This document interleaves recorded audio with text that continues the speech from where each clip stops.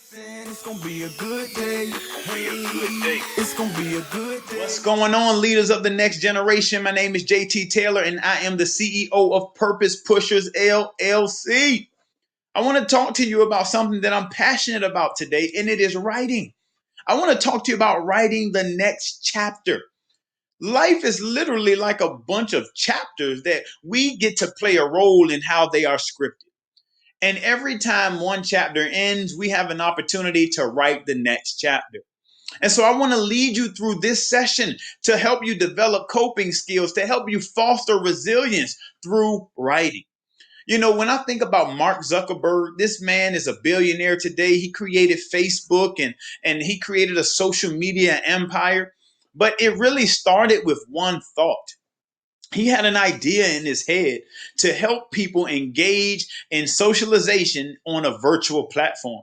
He took that one idea, he wrote it down, created a plan, and then he executed his plan to become a mogul today, one of the wealthiest men in our society.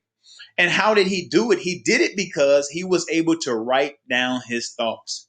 And I want you to know that there's not much different between you and Mark Zuckerberg.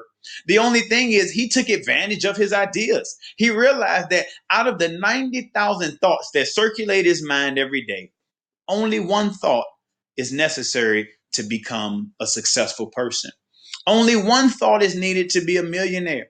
And I want you to understand the exact same thing. You have billionaire thoughts in your head. You've got millionaire thoughts in your head. You have what it takes to be successful. It's already in your head, but you got to slow it down and capture those thoughts because they're racing through your head. And even when you capitalize on your thoughts and you begin to be successful because of what's going on in your head, you still have to deal with setbacks. You still have to deal with failure. You still have to deal with not accomplishing your goals. How do you respond when it is not going according to your plan?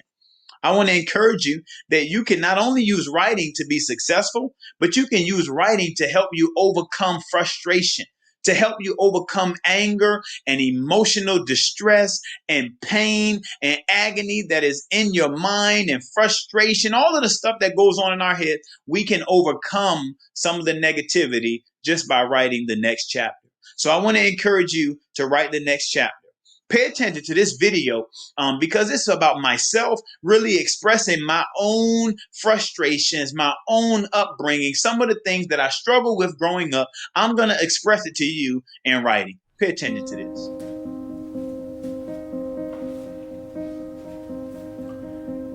He was 8 years old when his pops got locked, and on his 13th birthday his brother got shot.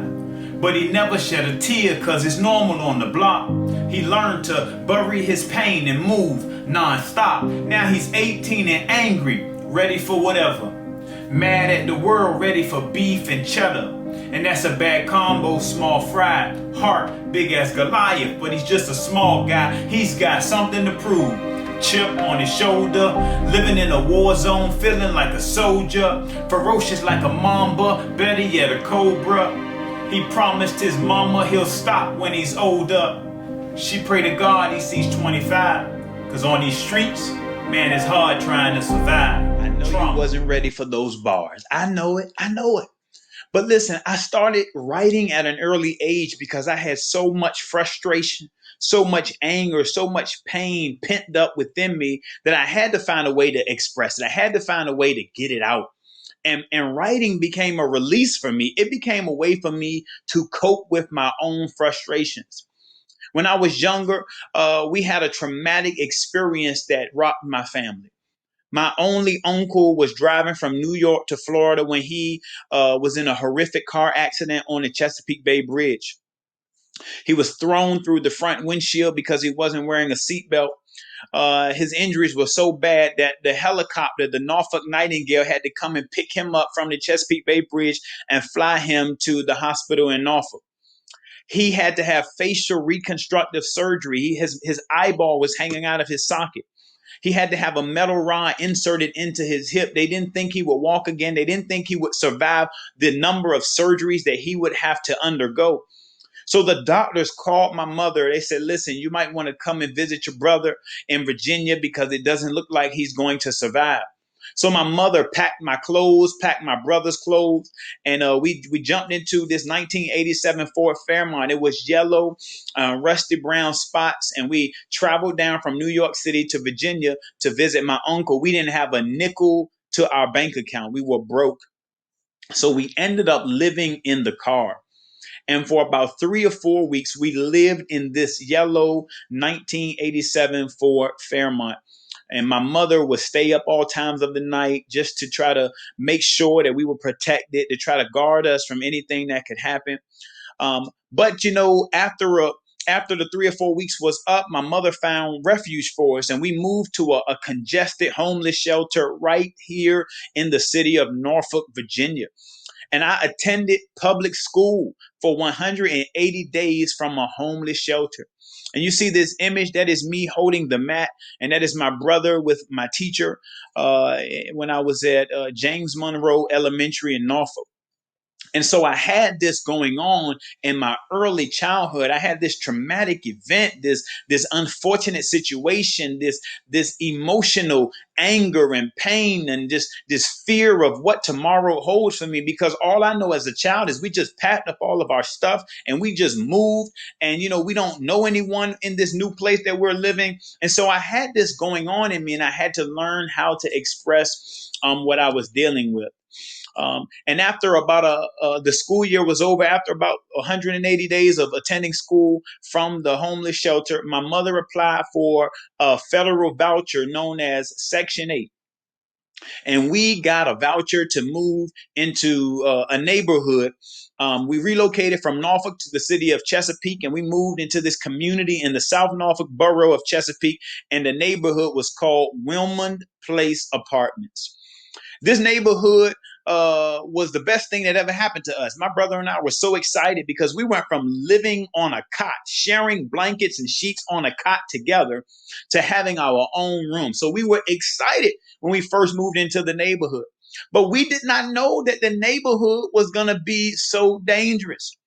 First day in the neighborhood, my brother was jumped on by several kids. They beat him pretty bad. And when he came into the house, he had tears in his eyes, and I saw the pain in his face.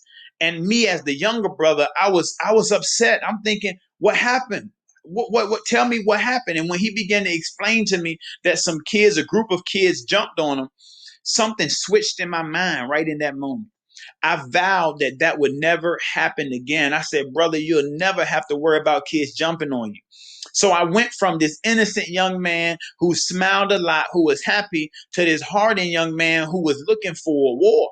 I mean, I was looking for violence. I was looking for conflict, because at this moment, I had to either continue being innocent, or I had to conform to being aggressive. And I knew if I was innocent in this community, I wouldn't survive. So I became aggressive. I became the hyper aggressive young man. Check this clip out.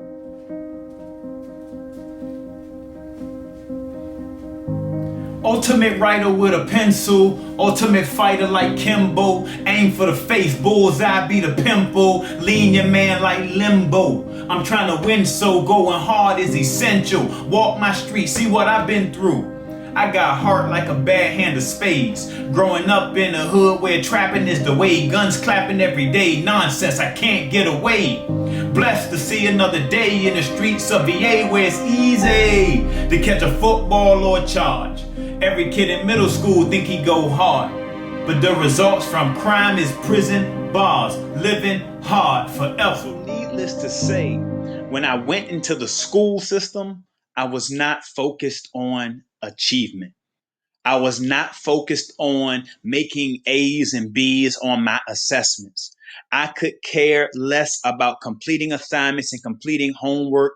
I was not attending school because I wanted to be a great student. I was attending school because I had to. And when I went to school, school was more a social outlet for me than a place where I would achieve to my academic potential. And when you have that mindset, when school isn't a priority, when you're in survival mode, when you have that mindset, your grades follow that trend. And so right here is an actual transcript from my high school experience. During my ninth grade year, this is a photo of me, the white t-shirt, straight back cornrows. I'm in the ninth grade section of the yearbook during my 10th grade year. What does that mean? I failed.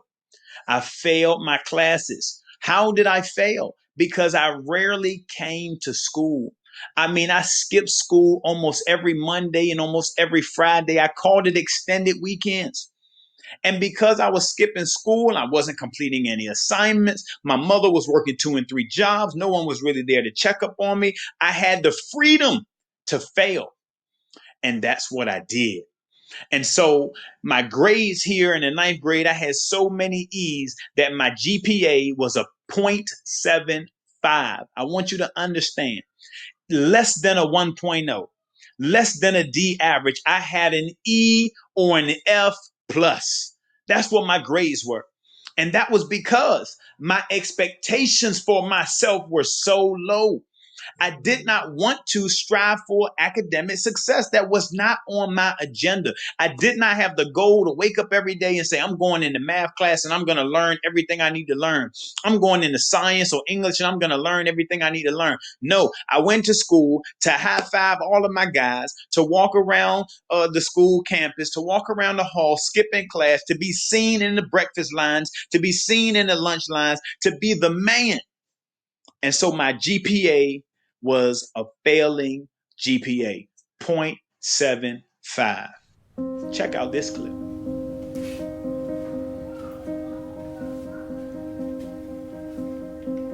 I'm not talking calisthenics, but strengthen your core. Heartbreak is nothing new, I've been through it before.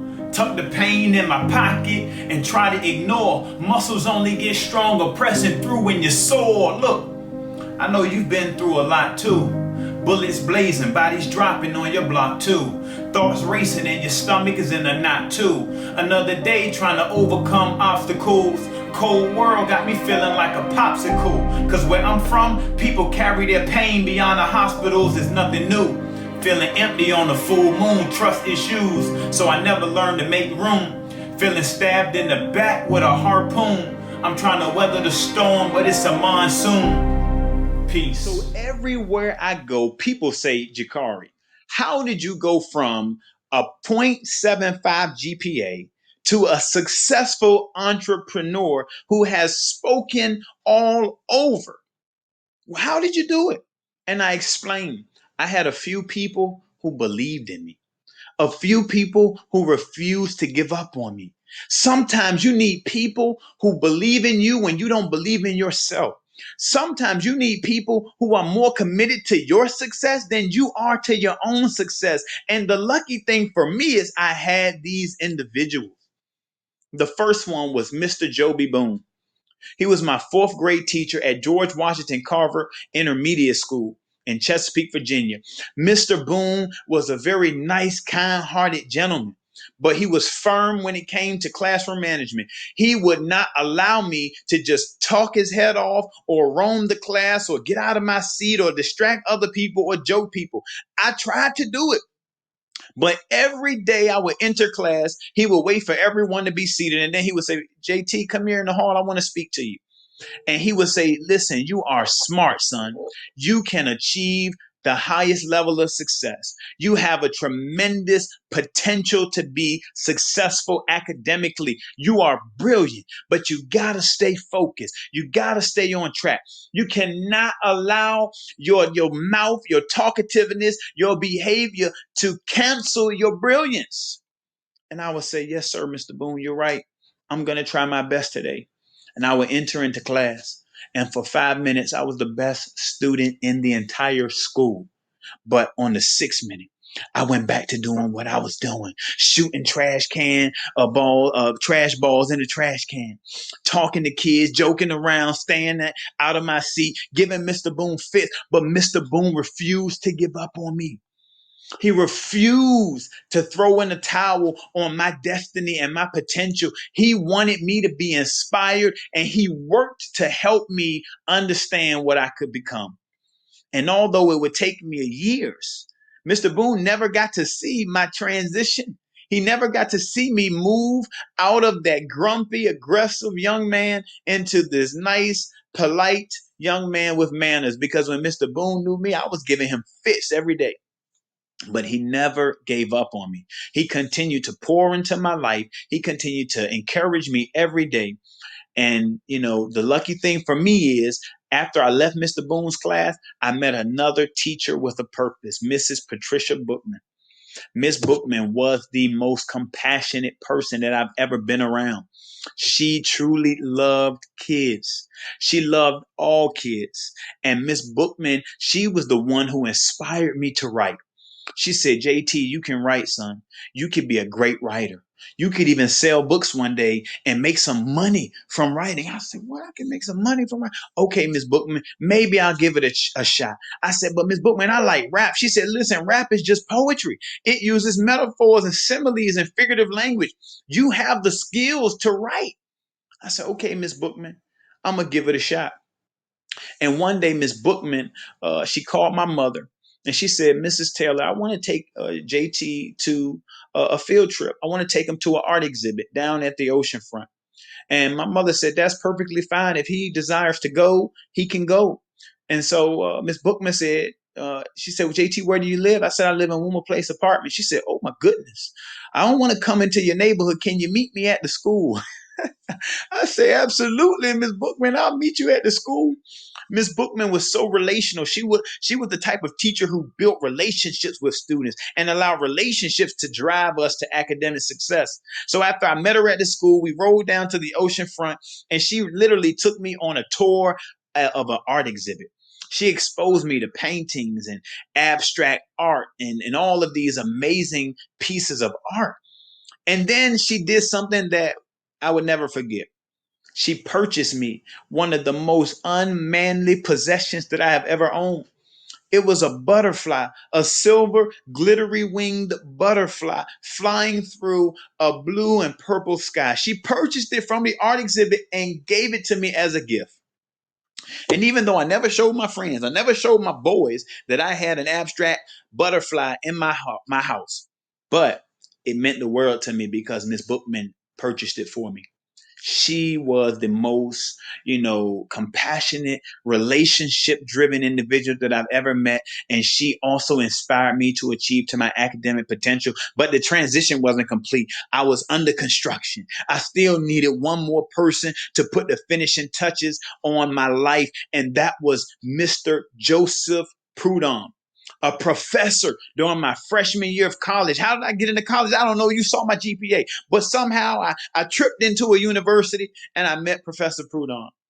And he was the most intellectually stimulating, academically rigorous instructor that I have ever had. His expectations for me academically were out of the roof, off the chart. He said that I could be a straight A student. I'll never forget. He took me out to lunch one day and he just began to speak into my life. He said, listen, you're an honor roll student. And I'm eating my food and I'm thinking, huh? He said, yeah, you're actually a straight A student. You just don't put the work in. And I said, nah, maybe. I've never made straight A's in my life. He said, I guarantee you, if you would work hard and you would put forth the effort, you would be a straight A student. He said, in fact, I'm not taking no for an answer. From this day forward, you will be a straight A student. And as I'm eating my food and I'm thinking to myself, okay, I'm going to give this a shot. I'm going to see if I'm a straight A student. And I worked and I worked and I worked and I worked. And lo and behold, my last semester at Christopher Newport University, I had 4 A's and 1 B. Oh, yes. But guess who gave me the B? Professor Prudhomme gave me the B. I couldn't believe it. I said, I thought you was my guy. But I took it as a challenge. I thought to myself, he's still challenging you academically. He's still challenging you intellectually. He wants you to make sure that you do not get complacent because you've tasted a little bit of academic success. Keep pressing forward toward your potential because you are a straight A student. And so I did. I kept pressing. And I ended up graduating magna cum laude with a 3.78 GPA. And then I went on to graduate school and I became a teacher. I graduated with a 3.9 with a master's degree. And then I went back and got a second master's. 3 degrees under my belt. And I said, I want to be a teacher because I want to pay it forward. I want to inspire young kids who may be failing right now or may not be achieving to their potential, but there's brilliance in them. And they just need someone who believes in them. And I wanted to be that person for kids. And so what did I do? I became a teacher. And as I became a teacher, I became, a decent teacher. And lo and behold, I won Teacher of the Year for my school. And then I won Teacher of the Year for my entire school district. I was inspiring young men and women to achieve to their highest potentials. And a lot of my students went on to do amazing and great things in the real world. And so it inspired me to find the purpose that lays within all of us. We all have a divine God-given gift. We all have a purpose in this world, and we have to be willing to put the work in to achieve to our potential so that we can make a difference in our schools, in our communities, in society, in the world. We all have a role to play. So I want to encourage you that you could be whatever you want to be, but you just got to work at it. Watch this clip. Purpose pushers. Mr. Taylor. Every day I wake up, man, it's a blessing. The world's still crazy, but I'm not stressing. It's gonna be a good day. It's gonna be a good day. I woke up with a purpose, ready for my day. Chasing my dreams, man, I'm on my way. It's gonna be a good day. It's gonna be a good day. Listen up. You can be a doctor, you can be a lawyer, you can start a business, be your own employer. You can do it real big, be an engineer. You could build the life you want, overcome your fears. Put the pedal to the metal, let's go switch gears. You can be on top shining like a chandelier. You can be the captain and pull up at the pier. Be an educator and teacher of the year. Be an astronaut, explore the atmosphere. Nothing will come easy, you gotta persevere. Everywhere you go, haters will reappear, but ignore the negativity, don't lend them your ear. Every day I wake up, man, it's a blessing. The world's still crazy, but I'm not stressing. It's gonna be a good day. It's gonna be a good day. I woke up with a purpose, ready for my day. Chasing my dreams, man, I'm on my way. It's gonna be a good day. It's gonna be a good day. I hope you are inspired and excited to walk in your purpose because you truly have one. Every human being was placed on this planet for a reason. There's something that you have to accomplish in this earth. And so I want you to use writing to help you overcome the setbacks and the disappointments and the frustrations and the anger and the fear and the doubts. Every low point in your life could actually be recycled to strengthen you if you write about it as you're going through it.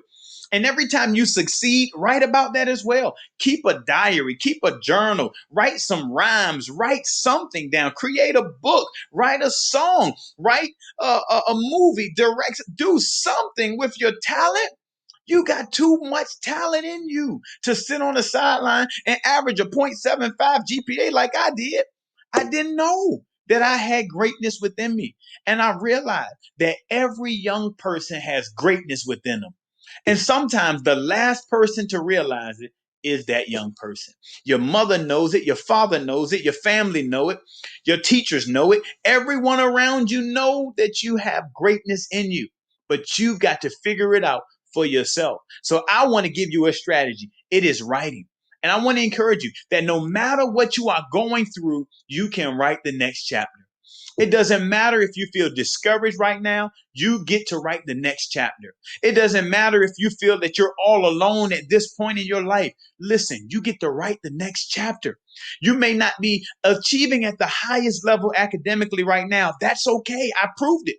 That even kids who demonstrate failing grades have greatness in them. It is just lying dormant until someone helps to pull it out of them.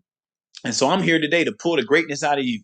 Writing is powerful. You can cope with your frustrations. You can overcome your emotions. You can write something that actually causes you to become a lucrative money-making entrepreneur or businesswoman or man.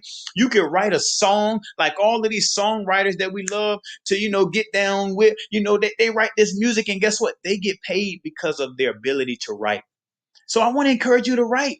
Writing can change the narrative of your life. No matter where you come from, no matter what you've been going through, no matter what you are going through right now, writing can help you change the narrative. Let's rewrite our story. Let's write our story one page at a time. Each chapter, let us continue to write until we get to that place of success that we all want to arrive at. Keep on writing. Keep on changing the narrative. Write the next chapter of your life. It's gonna be a good day. I woke up with a purpose, ready for my day. Chasing my dreams, man, I'm on my way. It's gonna be a good day. It's gonna be a good day.